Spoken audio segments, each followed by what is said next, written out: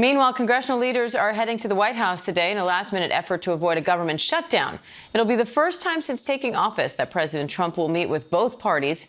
Republicans need Democratic support to pass a spending bill by midnight October 1st, but Democrats say they won't back it unless Republicans agree to reverse Medicaid cuts and extend Obamacare subsidies. Now, the White House press secretary says there is nothing to negotiate in the bipartisan gathering and zero good reason for Democrats to vote against the bill.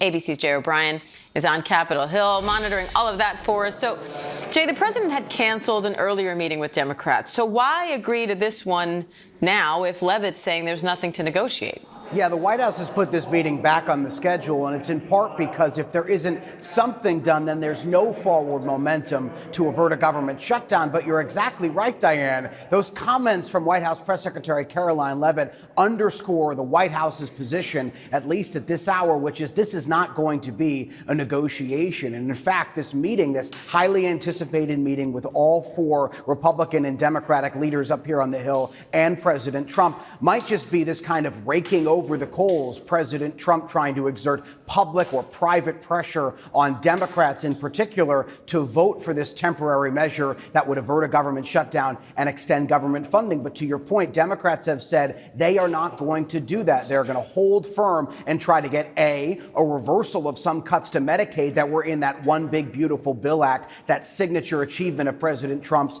passed some months back, and an extension of Obamacare tax subsidies that are set to expire at the end of the year, and if they're not extended, would extend premiums and raise premiums for millions of Americans. That's the position Democrats have here, but they are the group, unlike previous shutdowns, that are asking for something to be done in these negotiations, that are trying to inject some kind of a policy ask in these shutdown negotiations. In the past, that's been Republicans. So this is uncharted territory in some form or fashion for congressional Democrats. And it put both sides at loggerheads as we head to that shutdown deadline midnight on Wednesday.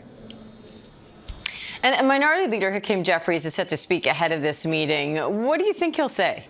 Expect him, when he speaks in just about less than an hour from now, to underscore that Democratic position that I was just outlining. But also remember, both Jeffries and Chuck Schumer, the top Democrat in the Senate, are under significant pressure from their base, from Democrats and especially progressives, to draw a hard line and to demonstrate that they are fighting against the Trump administration. That's one of the reasons why we've seen congressional Democrats come out in lockstep with these policy demands as part of these shutdown negotiations. But the reality is it's still, again, a position that Democrats are not used to being in. Typically in the past, as we saw, for instance, in the most recent, most lengthy government shutdown in 2018 in President Trump's first term, it was Republicans making demands on border wall funding. So it's a tough position for Democrats to be in, and the White House turning up the pressure to try to get them to just extend government funding without anything attached. All right, Jay O'Brien on the Hill for us. Thank you.